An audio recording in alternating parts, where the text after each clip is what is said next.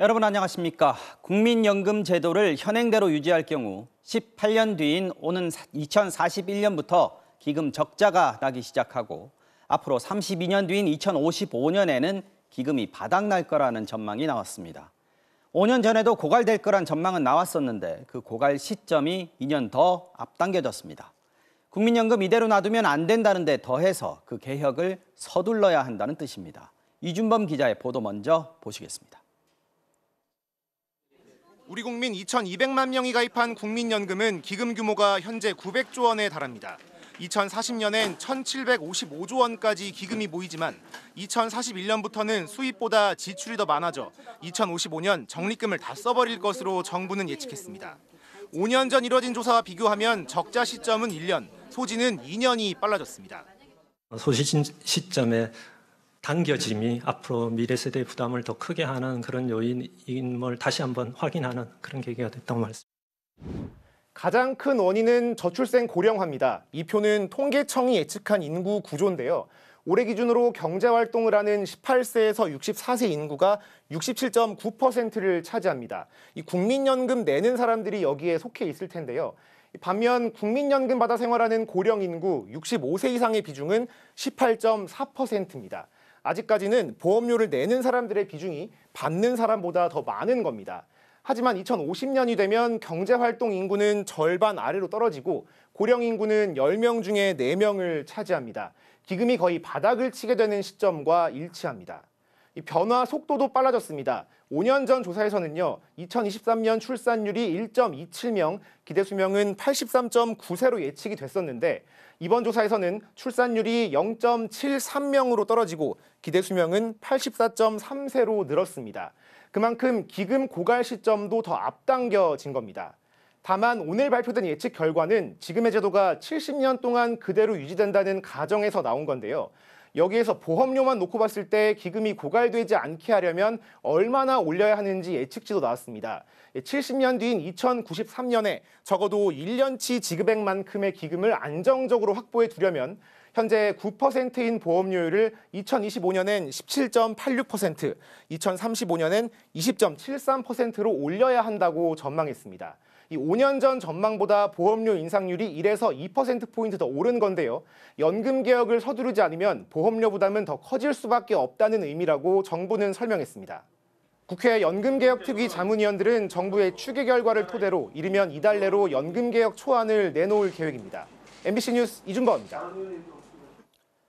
국민연금 기금이 바닥나는 시기가 더 앞당겨질 걸로 예측되면서 나중엔 연금을 아예 못 받는 것 아니냐는 불안감이 젊은 층을 중심으로 커질 것으로 보이는데요. 다양한 연령대의 시민들 목소리를 들어봤습니다.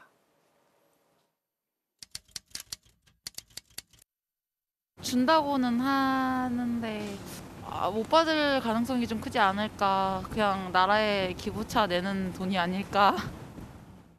불안하죠. 못 받을 수도 있겠다는 생각이 드니까. 내야 되니까 내는 거지 사실 뭐 선택권이 있다 그러면 내고 싶진 않죠. 받으면 도움이 되죠. 근데 그거를 강제적으로 할 건 아니라고 생각을 해요. 아랫세대가 윗세대를 부양하는 거라고 생각을 해서 저희 때는 아랫세대가 없잖아요. 좀 늦게 받는 것도 좀 괜찮다고 생각은 하는데 저희가 정년이 있으니까 정년이 좀 연장이 됐으면 하는 바람도 있는데 그것도 또 젊은 청년들 일자리 또 뺏어가는 것 같고 해서. 젊은 사람들 보고 자꾸 내라고 할 수도 없는 거. 젊은 사람이 역시 뭐 우리 자식들이고 뭐 우리 후손들인데 참 문제예요.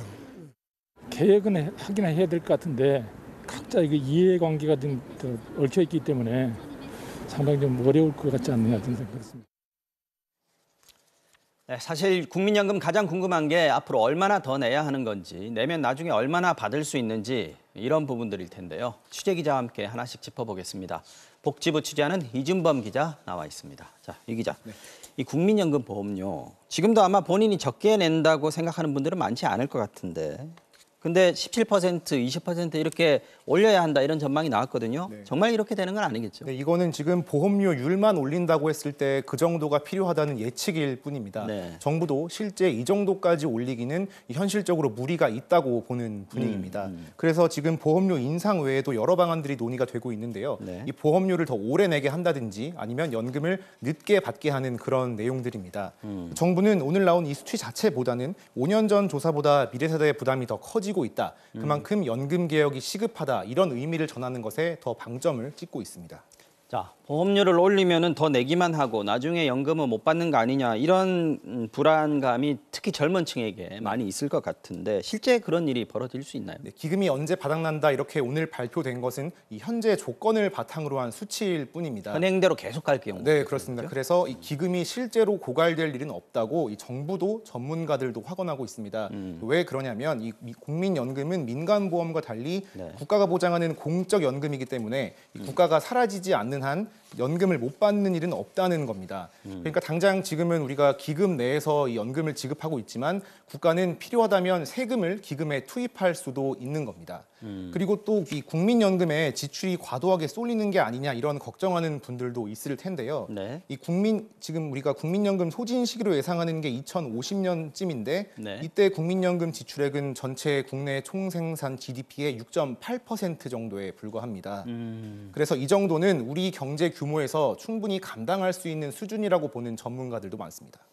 현재로서는 뭐 안심해도 된다, 못 받을 일은 없다 이렇게 보는 네, 거죠. 일단 못 받을 일은 없다고 보는 게 맞을 것 같습니다. 자, 이제 국민연금 재정 상황에 대한 지금 점검 결과가 오늘 나온 네. 거고요. 그러면 이제 개혁에 좀 속도가 붙을 텐데 네. 현재 어떤 방향으로 지금 논의가 이루어지고 있습니까? 네, 현재 국회 연금개혁특위가 구성이 되어 있습니다. 그래서 오늘 나온 이 정부 계산 결과를 바탕으로 네. 이르면 이달 중으로 그 개혁특위에 초안을 내놓겠다는 그런 계획입니다.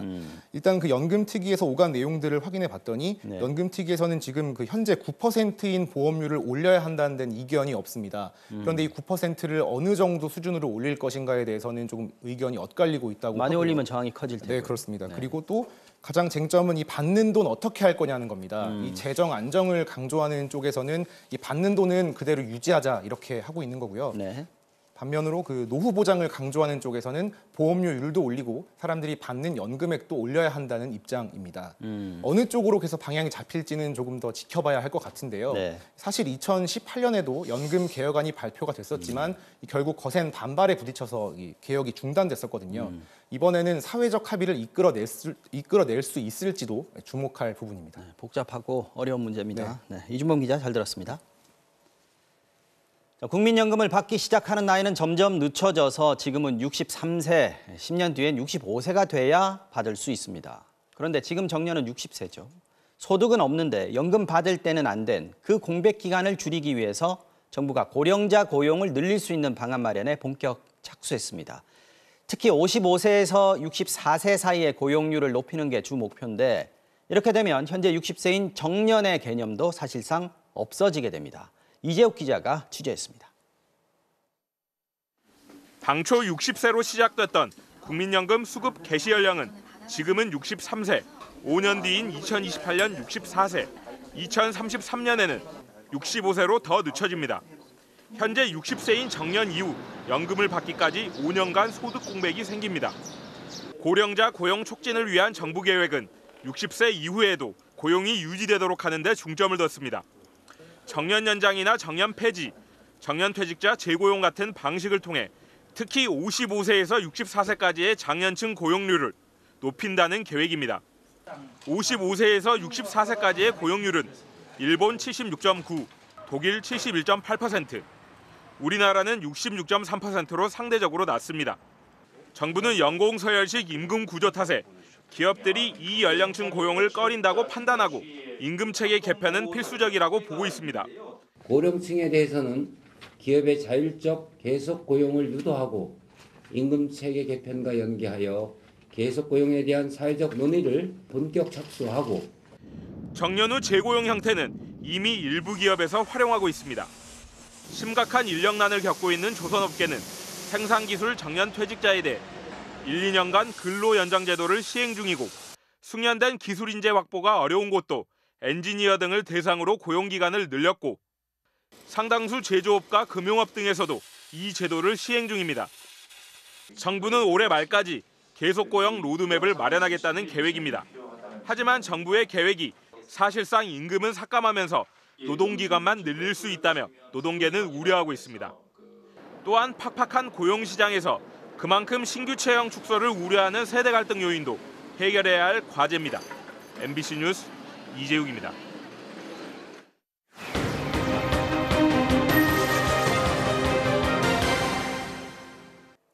정부가 양육 부담을 덜어줌으로써 저출생 문제를 완화하겠다며 이틀 전부터 부모급여를 지급하기 시작했습니다. 만 1세, 24개월 미만 자녀를 둔 부모가 대상입니다. 그런데 같은 24개월 미만인데 2022년생은 받고 2021년생 부모들은 못 받는 일이 벌어지면서 차별 논란이 일고 있습니다. 어찌된 일인지 정혜인 기자가 취재했습니다.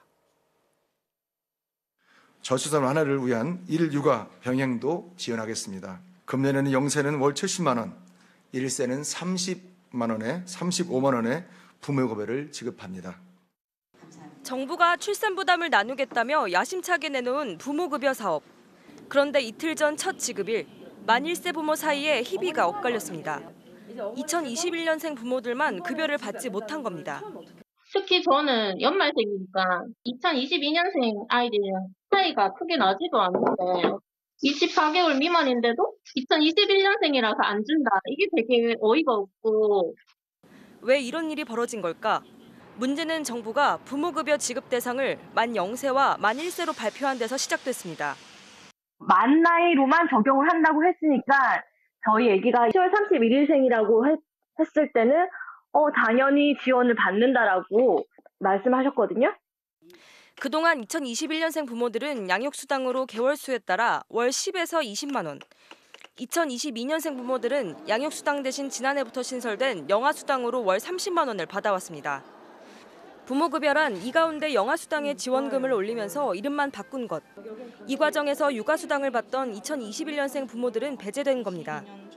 저출산 대책이라며 대대적으로 홍보했지만 사실상 새로운 정책은 아닌 셈입니다.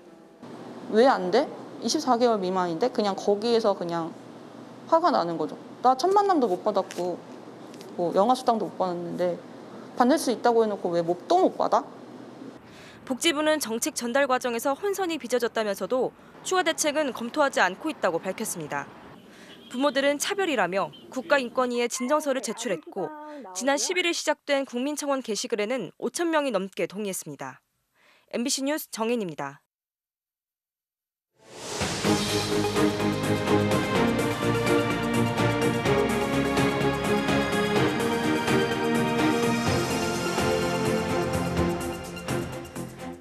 오늘도 한파가 계속되면서 모든 게 꽁꽁 얼어붙었던 하루였습니다. 매서운 추위는 한강의 바닥까지 얼려버렸고요.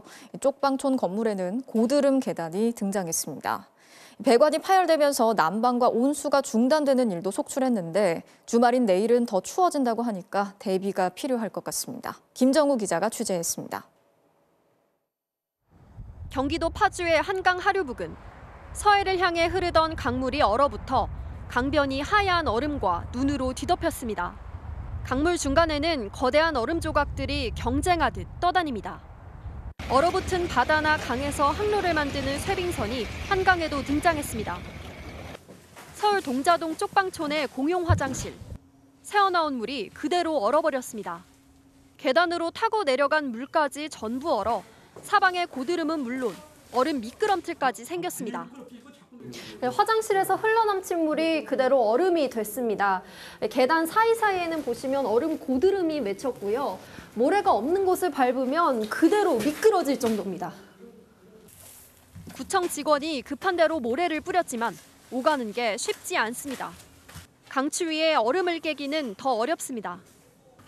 많이 미끄럽지. 이거 자꾸 내려가야지. 난간 안 잡으면 못 내려가지. 어제는 한번 넘어질 뻔했어요. 그전에는 까부러졌다. 근데 지금 날이 너무 추우니까 땡땡 얼어서 안 돼. 아파트들도 한파에 몸살을 앓았습니다. 아직도 뜨거운 물이 안 나오네. 지어진 지 45년 된 서울 청량리의 아파트에선 이틀 연속으로 난방과 온수 공급이 끊어졌습니다.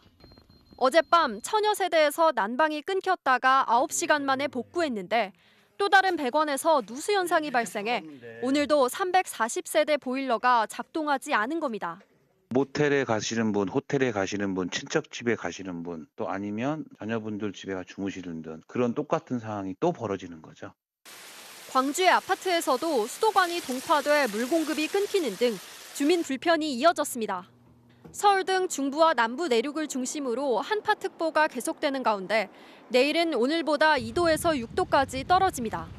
내일 최저기온은 서울 영하 12도 등 영하 4도에서 19도까지 내려가고 중부지방과 남부 내륙은 낮에도 영하권에 머물 것으로 전망됩니다.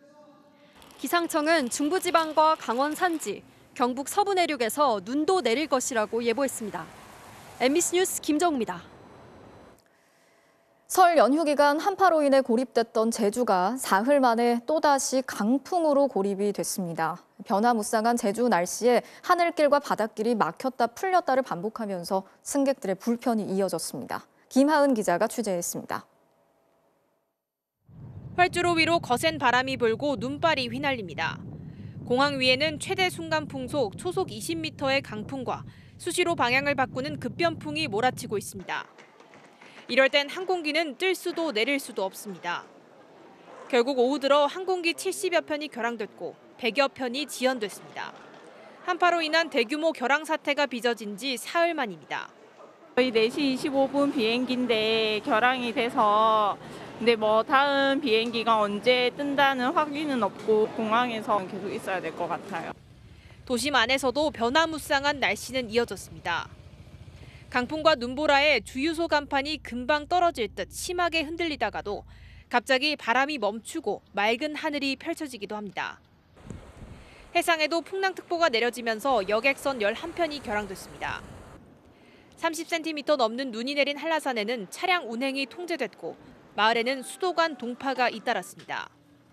온수는 아예 안 나오고 지금 설거지도 원래 한 10분이면 끝날 거 한 30분씩 걸려서 하니까 좀 불편하죠. 저녁부터 일부 항공기 운항이 재개됐지만 기상청은 내일 낮까지 최고 15cm의 눈과 강풍이 예상돼 항공기 운항이 다시 차질을 빚어질 수 있다고 예보했습니다. MBC 뉴스 김하은입니다. 취약계층들에게는 더없이 힘든 겨울이 이어지고 있습니다. 오늘 종로 3가 지하철역의 모습인데 많은 노인들이 추위를 피하기 위해서 이곳에 내려와 있었습니다. 집을 두고 여기까지 나와 있는 이유를 물었더니 난방비를 아끼기 위해서라고 말했습니다. 이 지하철역이 이들에게는 추위와 난방비를 피하기 위한 피난처가 되고 있습니다. 임상재 기자가 이들의 이야기를 들어봤습니다. 서울 종로 3가 지하철역 외부 출구. 오늘 낮 서울은 최고 기온이 영하 5도였습니다. 에스컬레이터를 타고 역 안으로 들어갔습니다. 밖보다 따뜻해집니다. 서 있는 노인들이 많고 계단에 앉아 있는 노인들도 있습니다. 한층 더 아래에 있는 지하철 승강장 의자에 노인들이 군데군데 앉아 있습니다. 9시 되면은 전철을 타고 왔다 갔다 하다가 종로 상가에 내려가지고 잠깐 쉬었다가 5시, 6시 되면 전철 타고 집 들어갑니다. 의자에 앉아 있는 노인들은 지하철 몇 개를 그냥 지나쳐 보냅니다. 집에서 전기를 딱 끄고 나오니까 모든 게 흐려지잖아요. 잠잘 때만 전기장판 쓰는 거예요. 집에 있으면 난방비가 비싸기 때문에 영세민이니까 그거 함부로 틀면 돈이 많이 나오니까 안 쓰는 거예요. 특별히 갈 곳이 있어 나온 게 아니라 전기나 난방비를 쓰지 않아도 따뜻한 곳이 목적지입니다. 껴봐갖고 많이 나오니까 이제 돈 낼 걱정이에요. 집에서는 그럼 난방 어떻게 하세요? 그거 안 되죠. 전기장판 너무 많은데. 집보다 여기가 낫죠. 난방비 부담은 고시원에도 그대로 들이닥쳤습니다. 방이 100개인 서울 노량진의 한 대형 고시원. 지난달 난방비로 510여만 원이 나왔습니다. 한 달 전보다는 2.5배, 1년 전보다는 2배 뛰었습니다. 적자죠.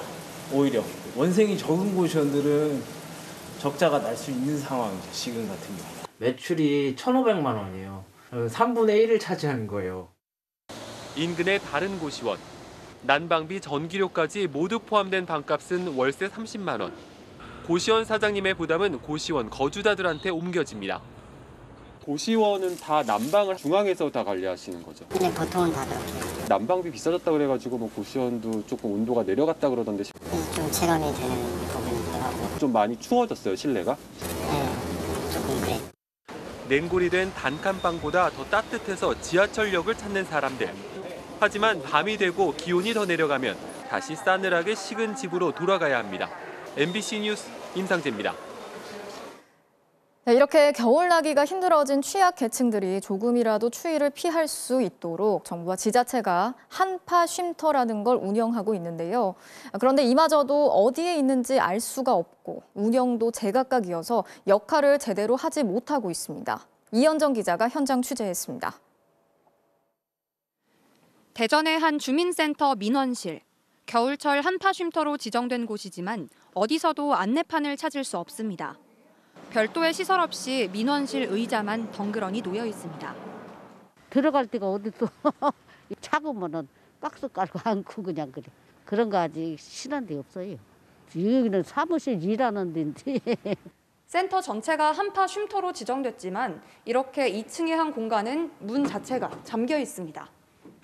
또 쉼터를 따로 무한정 만들 수도 있는 것도 아니고 또 쉼터를 이용하기 위해서 찾는 분들이 많지는 않으세요. 무더위 쉼터 안내판이 내걸린 또 다른 한파 쉼터. 난방기가 돌아가고 있지만 실내 온도는 기준인 18도에 한참 못 미칩니다. 연료비하고 전기세가 하도 많이 올라가지고 집에서 되도록이면 잊지 못하고 이런 여기 쉼터에 나와서 이렇게 지내고 그럽니다. 이렇게 운영이 제각각인 것은 한파특보 상황대처나 운영시간 등 구체적인 지침이 없기 때문입니다. 대전에만 600곳이 넘는 쉼터가 있는데 무더위 쉼터와 달리 안내도 부실합니다. 취재진이 경로당 등 대전의 한파 쉼터 10곳을 돌아봤지만 안내판이 있는 곳은 4곳밖에 없었습니다. 난방 취약계층이 이용하고 싶어도 언제, 어디서 추위를 피할 수 있는지 알기 어렵습니다. 나이가 있으면은 들으면은 갈 수도 있지만은 아직은 생각을 안고 있어요. 당장 이번 주말 또다시 북극 한파가 몰아친다는데 대전시는 다음 주부터 한파 쉼터를 점검할 계획이라고 밝혔습니다. MBC 뉴스 이현정입니다. 난방비 폭등의 여론이 악화되면서 지자체에서도 지원책을 잇따라 내놓고 있습니다. 서울시는 복지시설 난방비와 취약계층 집수리 등에 742억 원을 지원하고 기초생활수급 30만 가구에는 월 10만 원씩을 지원하기로 했습니다. 경기도도 기초생활수급 노인과 중증장애인 등 8만 4천여 가구에 20만 원씩을 지원하기로 했습니다. 다른 광역단체들도 복지시설당 30만 원에서 많게는 100만 원, 취약계층 한 가구당 10만 원 안팎의 지원책을 속속 공개했습니다.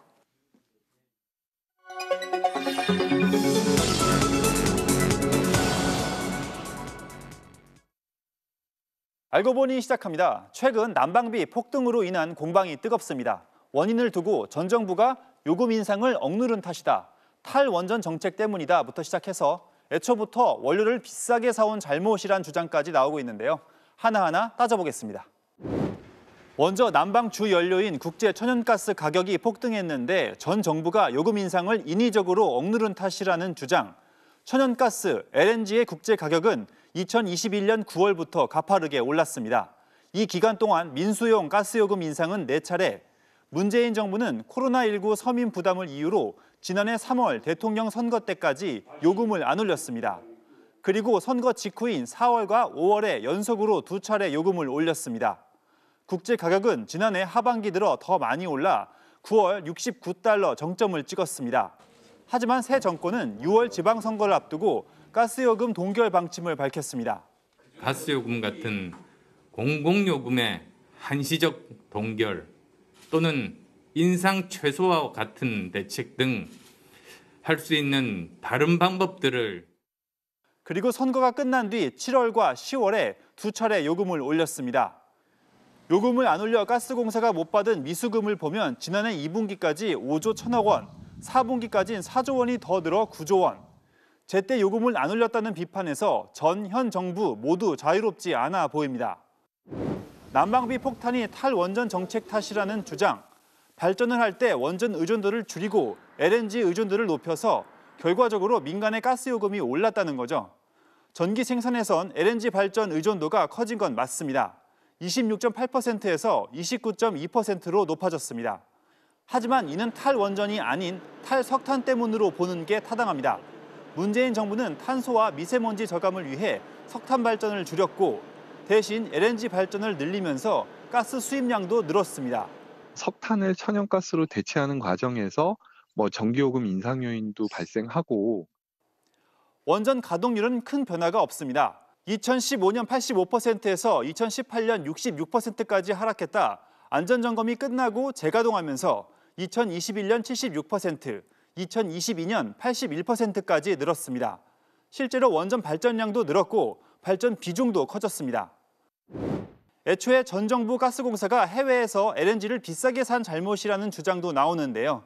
지난해 1월 우리가 일본보다 80% 가까이 비싸게 들여왔다는 건데 겨울철인 1월 한 달 동안 그때그때 필요할 때 사는 현물 가격을 포함해 비교한 걸로 보입니다. 하지만 가스공사 측은 수입량의 80%를 20년 이상 장기 계약으로 들여오는데 비교 시점에 따라 일본보다 저렴할 때도 많고 계절과 수요에 따라 달라져 일반화하기 어렵다고 반박합니다. 한일 가스회사의 수입 단가가 공개되지 않아 정확한 비교는 어렵지만 일본은 지난 2년 동안 가스요금은 64% 올랐습니다. 가스요금 인상의 변수는 한두 가지가 아니지만 국제가격 인상 그리고 이례적 한파가 주요 원인이라는데 정부와 여야 사이 이견은 없습니다. 소모적인 내 탓 공방보다 되풀이되지 않도록 에너지 수급 체계를 가다듬고 당장 힘겨운 취약계층을 빈틈없이 지원하는 데 머리를 맞대야겠습니다. 알고 보니였습니다.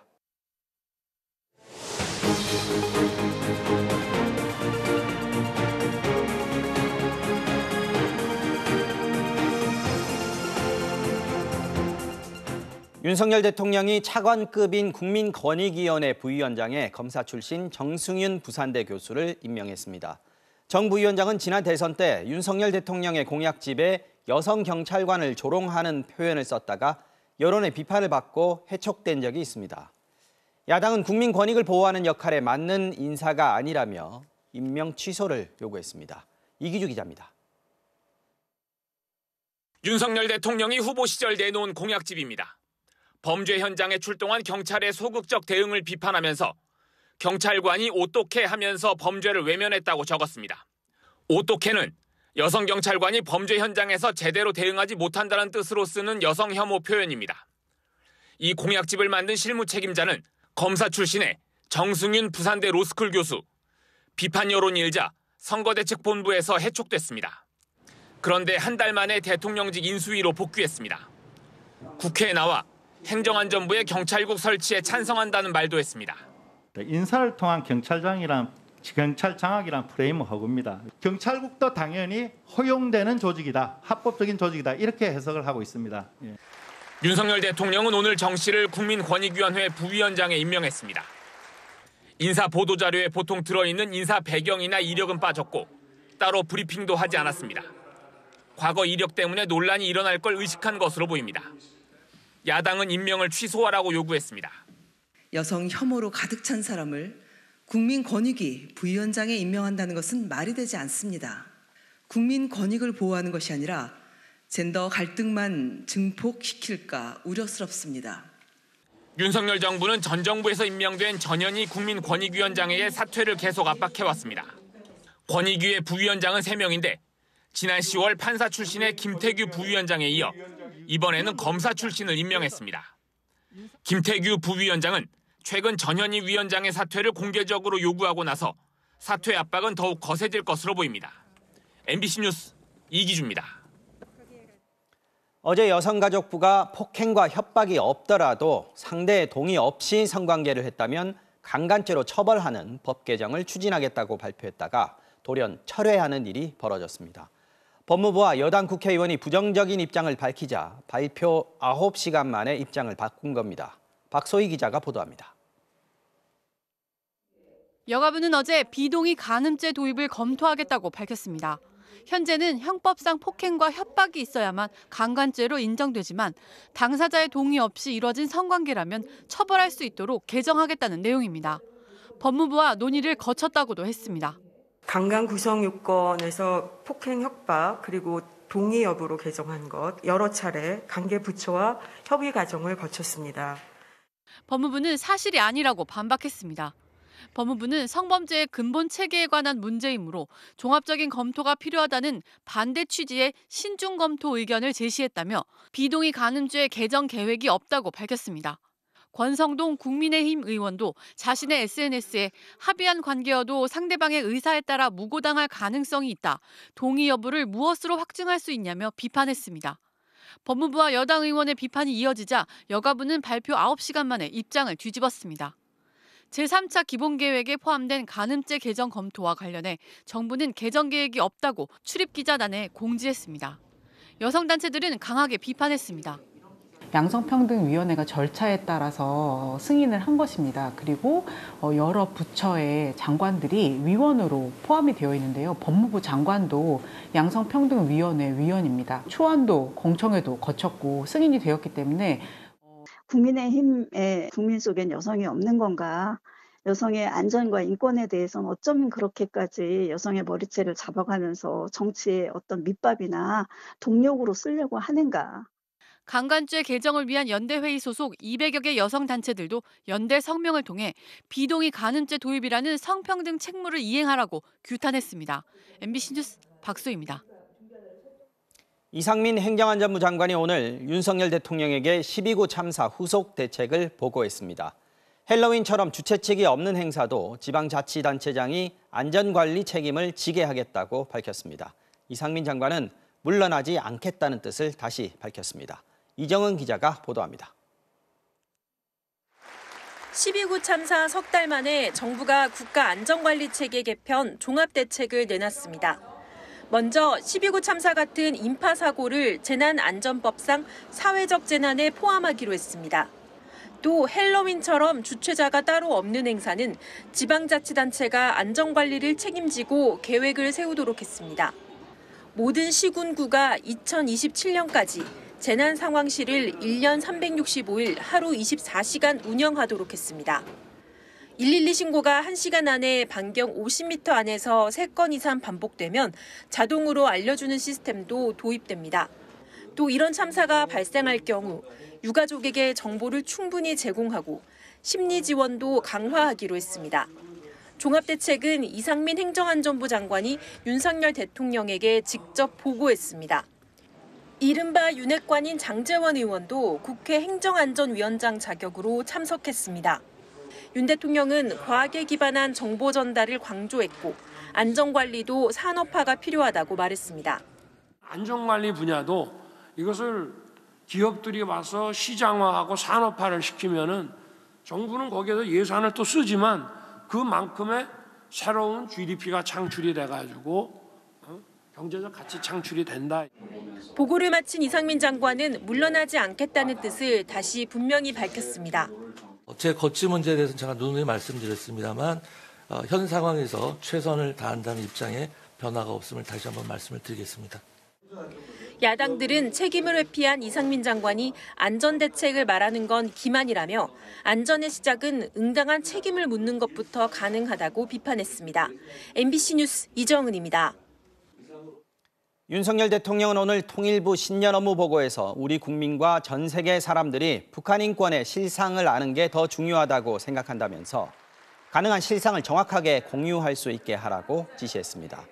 윤 대통령은 또 통일에 대해 더 나은 쪽으로 돼야 하지 않겠느냐면서 남쪽이 훨씬 잘 산다면 남쪽의 체제와 시스템 중심으로 통일이 돼야 하는 게 상식 아니겠느냐고 말했습니다.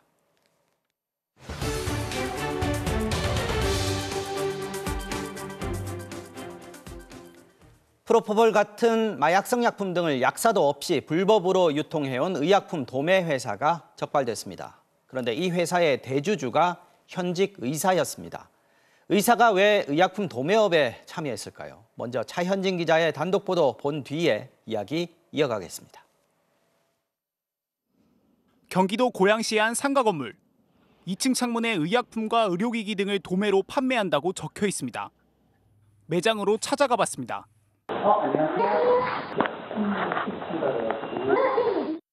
의약품과 의료기기 등을 담은 상자 수십 개가 놓여 있습니다. 제약회사에서 받은 의약품 등을 병원에 납품하는 도매상이라고 설명합니다. 병원에서 만드는 물품이기 때문에 따로 소매를 할 수가 없잖아요. 서류철에는 마약 관리대장도 보입니다. 하지만 약사법상 반드시 상주해야 하는 약사가 보이지 않습니다. 작년 5월 이 업체 내부에서 촬영된 영상입니다. 의약품 반출에 앞서 약사가 해야 할 서명을 일반 직원이 하고 있습니다. 심지어 프로포폴 같은 향정신성 의약품도 일반 직원이 자유롭게 다뤘다는 게 전직 직원의 설명입니다. 거기는 약사님이 없더라고요. 그냥 본인들이 필요할 때마다 서명하고 가져가는 거였어요.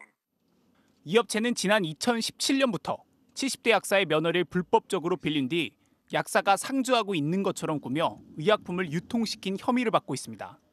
업체 대주주는 경기도에서 내과를 운영 중인 현직 의사. 의사는 약 도매상을 운영할 수 없게 돼 있지만 이 의사는 도매상을 사실상 소유하면서 운영에도 관여했다는 의혹이 제기됐습니다. 본인은 그 의사 인맥 그런 게 많다. 뭐 영업하는 데 있어서는 걱정하지 마라. 그런 얘기를 했었어요. 경기도 사법경찰단은 이 의사가 제약회사로부터 리베이트를 받고 주변 병원의 특정 의약품 처방을 요구한 것으로 의심하고 있습니다. 또 의사를 포함한 업체 관계자 6명을 약사법 위반 혐의로 검찰에 넘겼습니다. 해당 의사는 취재팀과의 통화에서 지분 투자 개념으로 참여했던 것이라며 업무 보고는 일부만 받았다고 해명했습니다.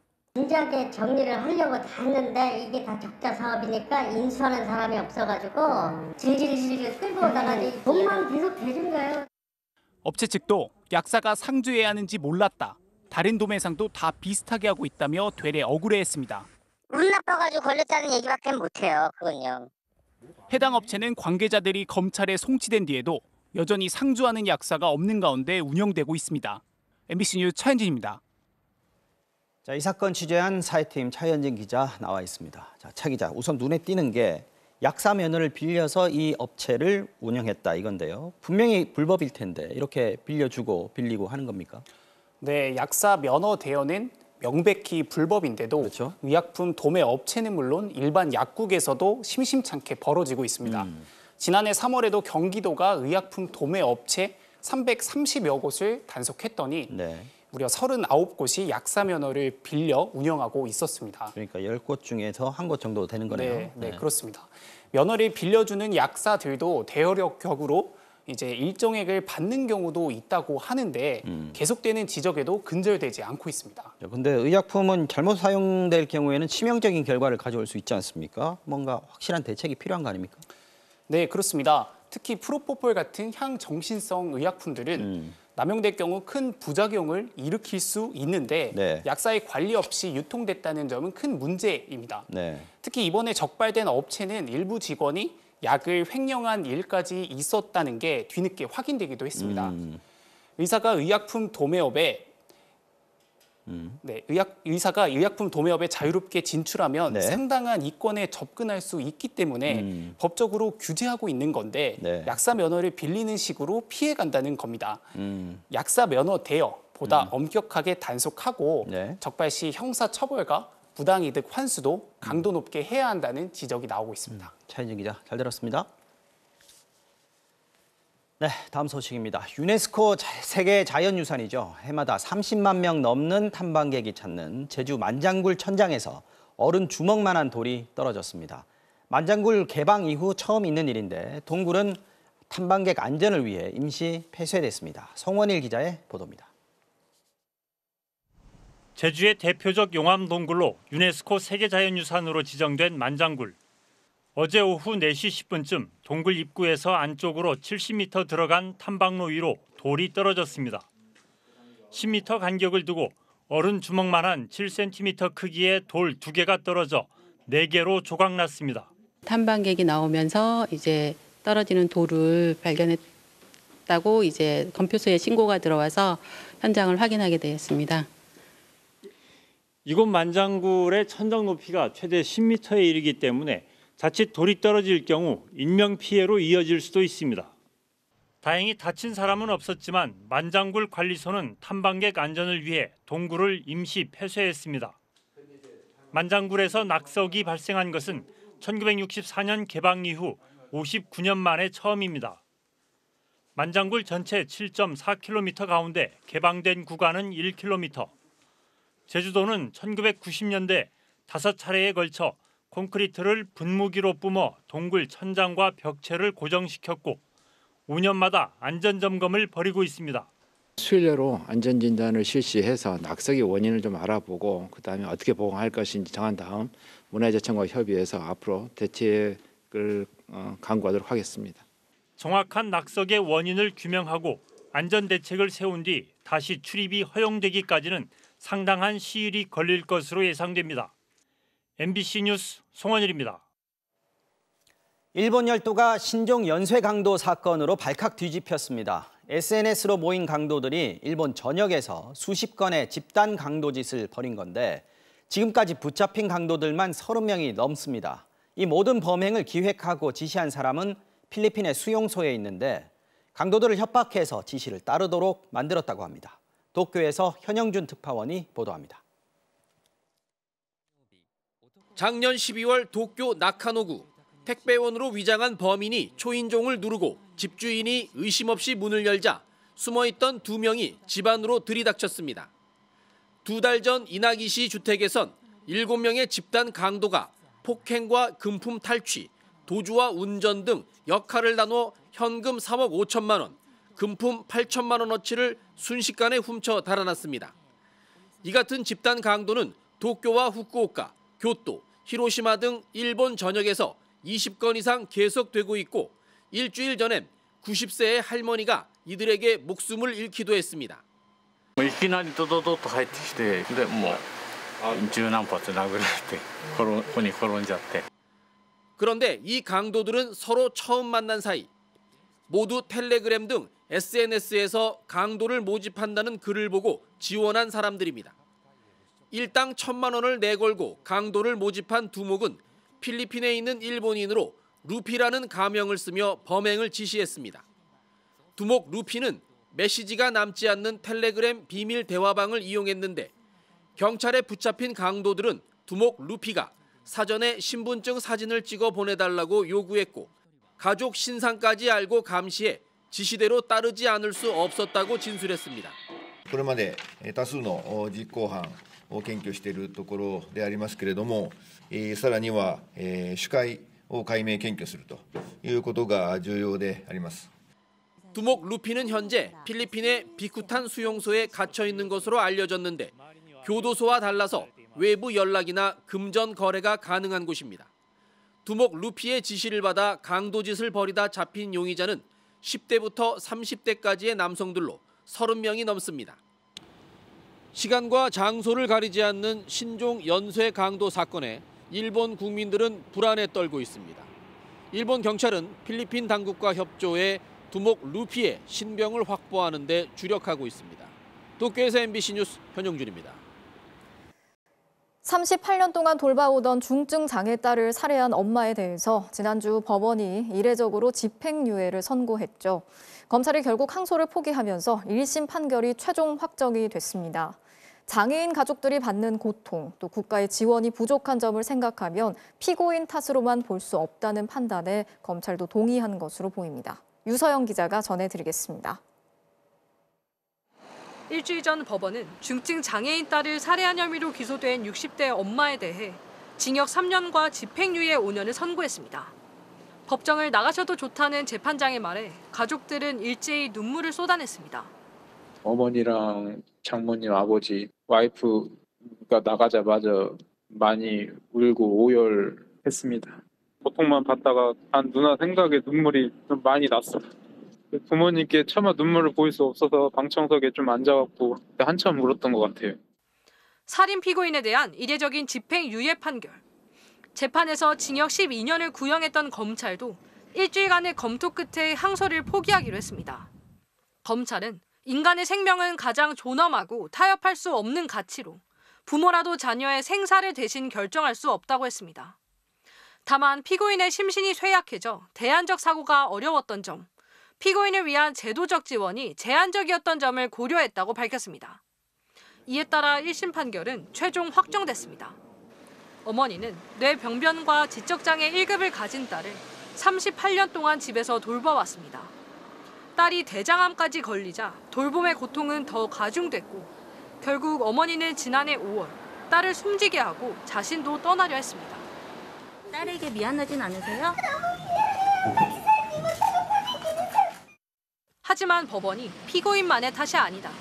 국가와 사회의 책임도 크다고 판결하면서 어머니는 가족들 곁으로 돌아오게 됐습니다. 지금은 우울증 등에 대한 정신과 치료와 무릎 관절 치료 등을 받고 있는 것으로 전해졌습니다.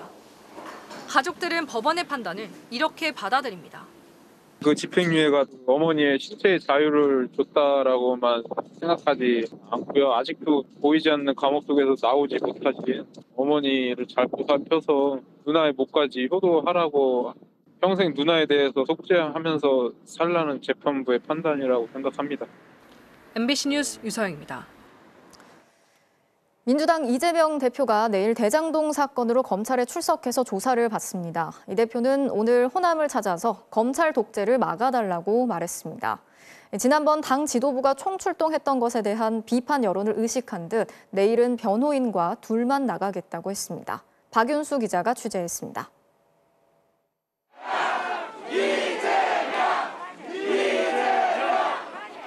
검찰 출석을 하루 앞두고 이재명 대표는 호남을 찾아갔습니다. 지금 상황이 군사 독재 때보다 심하다고 주장했습니다. 유신 군사 독재 시절에도 증거를 만들려고 고문을 해서 가짜 자술서라도 만들었습니다. 그런데 지금은 어떻습니까? 그냥 검찰이 쓰면 그게 죄의 증거가 됩니다. 그러면서 검찰 독재를 막아달라고 말했습니다. 누가 막아야 합니까? 누가 막아야 한다고요? 그렇습니다. 바로 우리가, 바로 국민이 막아야 합니다. 검찰 정권 규탄한다! 민주당 의원들은 기자회견을 잇따라 열고 한 목소리를 냈습니다. 이재명 대표에 대한 수사는 수사권의 남용이요 공소권의 남용임을 분명히 경고한다. 국민의힘은 이 대표가 2중 3중 방탄조끼를 입었다고 비난했습니다. 왜 호남에 가서 방탄을 호소하냐? 난방비 폭등을 비판한 것도 이재명 대표 방탄용이라고 주장했습니다. 성남시와 경기도에 있었던 민간업자와 결탁한 토금 비리를 묻는데 호남을 찾아가 방탄을 호소하고 있습니다. 당 지도부가 총출동했던 지난번과 달리 이재명 대표는 내일 변호인만 대동하고 혼자 나가기로 했습니다. 여당은 물론 민주당 안에서도 왜 당이 나서서 이재명 대표를 보호하냐는 비판이 나온 것을 의식한 것으로 보입니다. MBC 뉴스 박윤수입니다. 기록적인 한파는 우리나라뿐 아니라 일본, 또 중국을 비롯해서 동아시아 전역을 강타했습니다. 특히 중국은 기온이 영하 53도까지 떨어지면서 역대 가장 낮은 기온을 기록했는데요. 일부 지역에서는 가스 공급이 끊겨서 주민들이 추위에 떨고 있다고 합니다. 베이징에서 이혜인 특파원이 전해드리겠습니다. 커다란 고드름들이 천장에 주렁주렁 매달려 있습니다.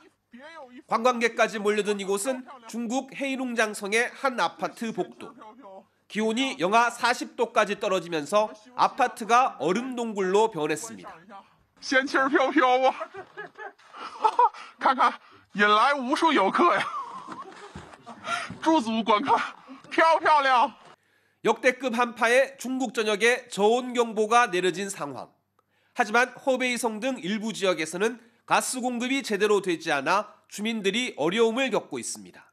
SNS에는 가스가 끊겨 전역을 하지 못하고 밤새 난방을 못해 추위에 떨고 있다는 등의 불만이 이어지고 있습니다.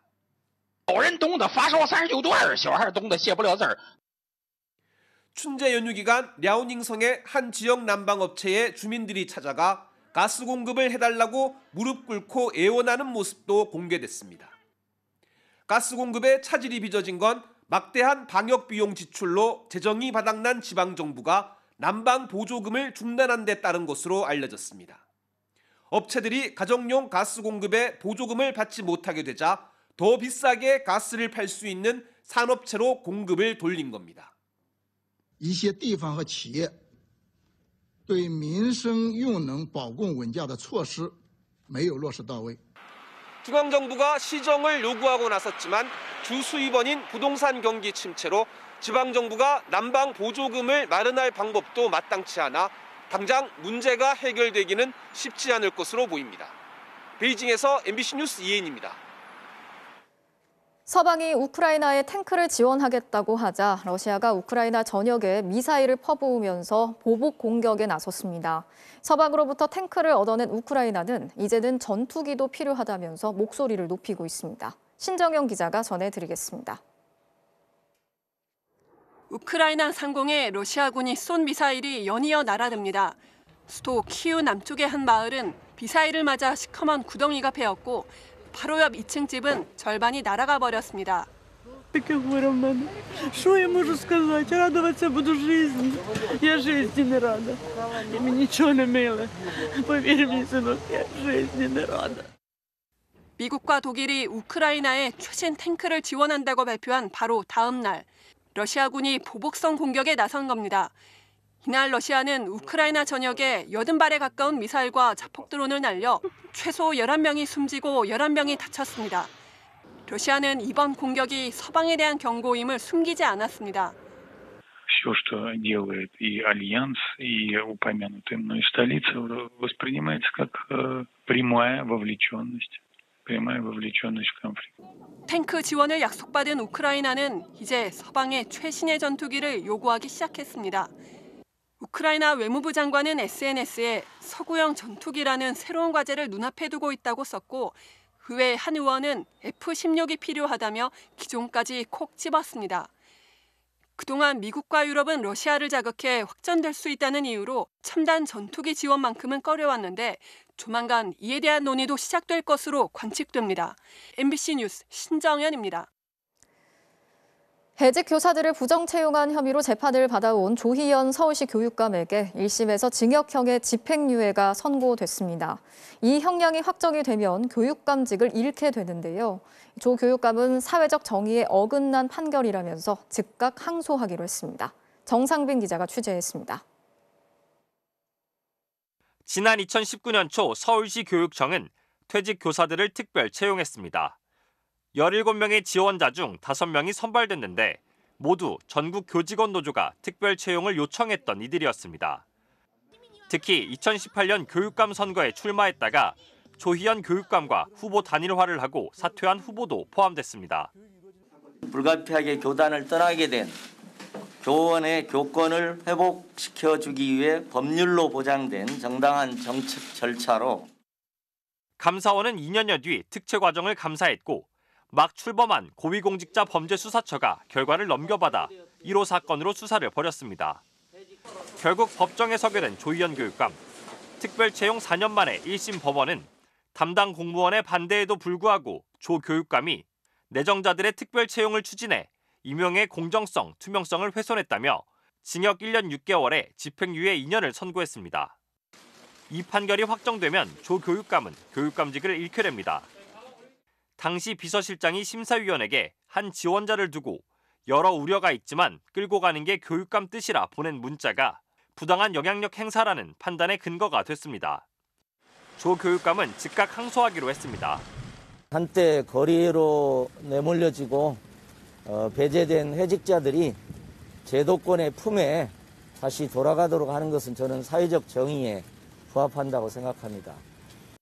조 교육감은 2014년부터 작년까지 3차례 선거에서 승리한 3선 교육감입니다. 무상급식 확대와 학생 인권조례 시행 등 진보적인 교육 정책을 펼쳐왔는데 남은 임기 3년 반 안에 판결이 확정될 경우 중도 하차할 위기에 놓이게 됐습니다. MBC 뉴스 정상빈입니다.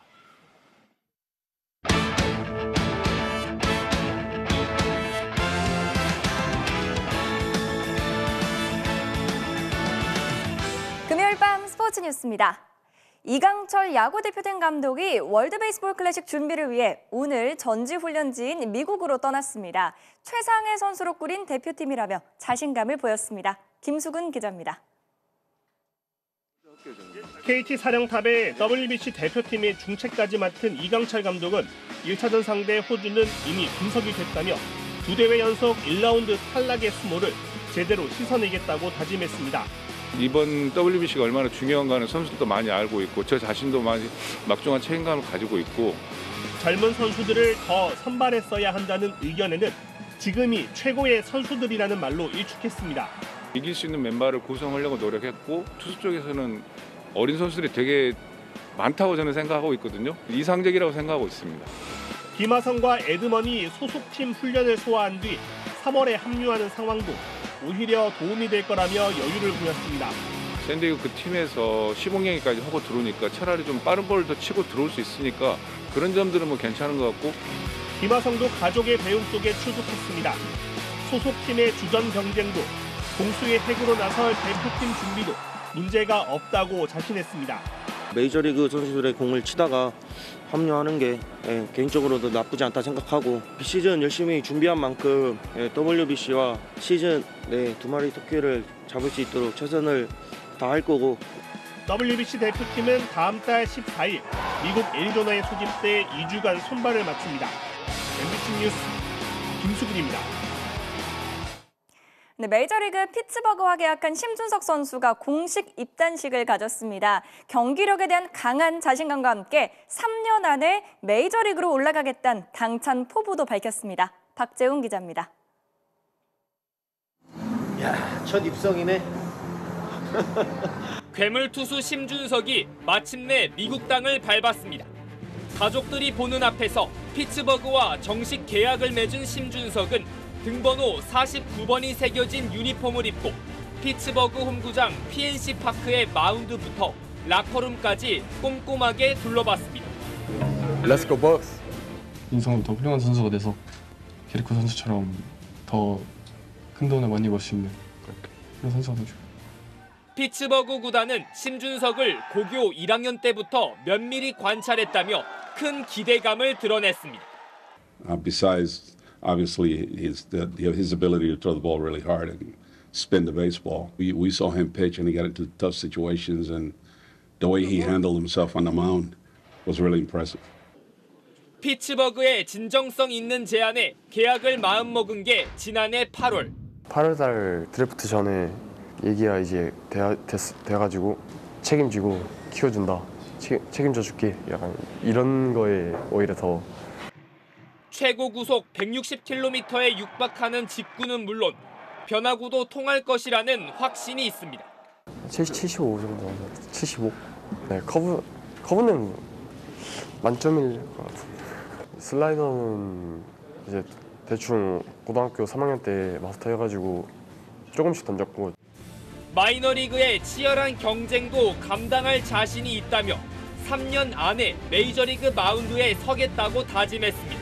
저는 딱 3년 보고 있습니다. 3년 안에 올라가야겠다는 각오로 시작을 한 거니까 그냥 올라가기 전까지는 이상하진 않아. MBC 뉴스 박재웅입니다.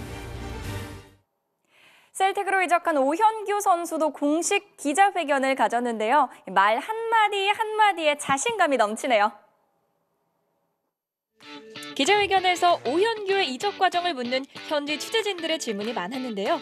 오현규 선수 팬들이 좋아할 만한 만점짜리 답변을 내놨습니다. 셀틱이면 당연히 가야 되는 거 아닐까요? 셀틱에서 못 볼 수. 경기에 바로 뛸 수 있겠냐라는 물음에는 영어로 재치 있게 받아쳤습니다. 그래서 이번 주에 당장 뛸 준비가 혹시 Yeah, no problem. 사흘 뒤 리그 경기에서 데뷔전을 치를 수도 있는데요. 정말 자신감이 넘치네요. 감독님이 많이 원해주셨던 만큼 많은 골로 보답을 해드리면 될 것 같습니다. 정말 인상 깊은 데뷔를 하고 싶고요. 잊지 못하는 그런 데뷔전을 치르고 싶습니다. 사우디 알나스르로 이적한 호날두 선수가 2경기 연속 침묵했습니다. 상대팀 관중들이 메시의 이름을 연호하면서 신경전도 벌어졌습니다. 사우디 슈퍼컵 준결승에 나선 호날두, 상대팀 알이티아드 관중들이 메시의 이름을 부르면서 호날두를 자극합니다. 신경이 좀 쓰였나요? 발재간은 여전했지만 마음대로 경기가 잘 풀리지 않는 모습입니다. 강력한 헤더는 골키퍼 선방에 막혔고 전멸 특허 무회전 프리킥도 골대 위로 벗어나고 맙니다. 결국 3대1로 패하면서 결승 진출 실패. 파리 생제르맹과 친선전에서 2골을 넣었지만 이후 2경기 연속 침묵인데요. 아시아 무대 적응에 조금 더 시간이 필요하겠죠? 네, NBA의 LA 클리퍼스 폴 조지 선수의 윈드밀 덩크슛입니다. 정말 시원하게 꽂아 넣었죠? 금요일 밤 스포츠 뉴스였습니다.